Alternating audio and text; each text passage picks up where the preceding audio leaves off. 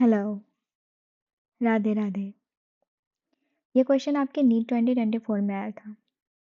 Struggling with genetic ratios? No problem. अगर आप इस क्वेश्चन को सॉल्व कर सकते हैं तो नेक्स्ट 4 मार्क्स आपके हैं। चलिए क्वेश्चन देखते हैं। क्वेश्चन, इन अ टेक्स cross involving F1 dihybrid plant the ratio obtained is 1:1:1:1 ratio. It indicates independent assortment, codominance, linkage, incomplete dominance. तो जिनको इसका आंसर पता है वो कमेंट डाउन करें और जिनको नहीं पता है वो इस क्वेश्चन को देखें। तो इसका करेक्ट ऑप्शन क्या है? Independent assortment. अब इंडिपेंडेंट असॉर्टमेंट क्यों है, हम इसकी बात करते हैं।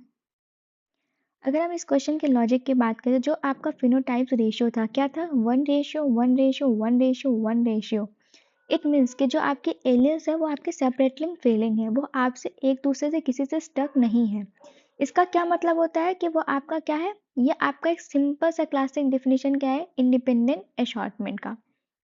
ठीक है, ये आपका क्विक लॉजिक था जहाँ के आप क्वेश्चन देख के आप उस क्वेश्चन का आंसर दे सकते थे।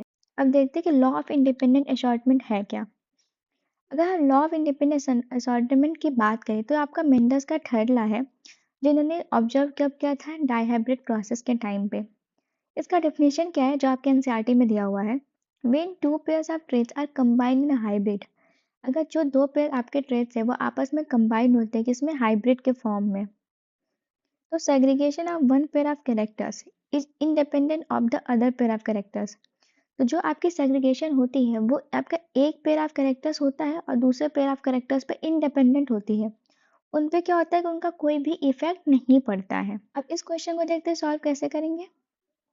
अगर इस क्वेश्चन की बात करें तो जो आपका जेनेटिक फॉर्मेशन है वो क्या कह रहा है? आपका टेस्ट क्रॉस की बात कर रहा है F1 हाइब्रिड में।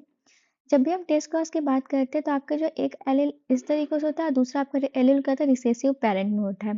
ठीक है, तो ये आपके फर्स्ट एलील हो गए, capital A small A, capital B small B, और ये सारे क्या आपके स्मॉल में है। तो इनका गैमेट क्या बनेगा? ए बी कैपिटल है, फिर कैपिटल है स्मॉल बी, फिर small A capital B and small b small b. इनका आपका सेम एलील होगा।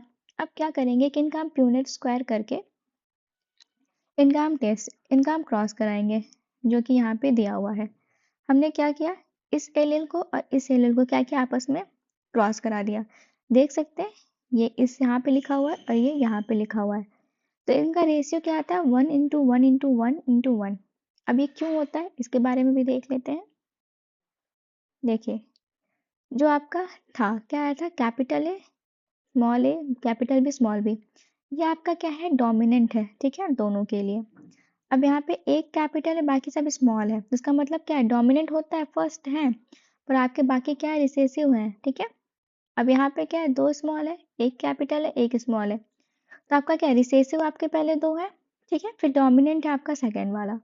अब यहाँ पे क्या है? आपके क्या है? रिसेसिव है, सब स्मॉल लेटर में। मतलब जितने भी आपके कैरेक्टर्स मिले आपके क्या मिले? सिंगल मिले। इसका सिंगल कैरेक्टर मिला, इसका सिंगल कैरेक्टर मिला, इसका सिंगल, इसका क्या सिंगल, तो आपका रेशियो क्या आ गया? 1:1:1:1। तो ये क्या हो गया आपका? Independent assortment. बात समझ में आई?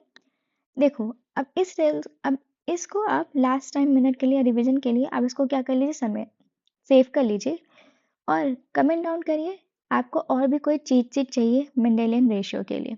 ओके, तब के लिए bye bye, have a nice day.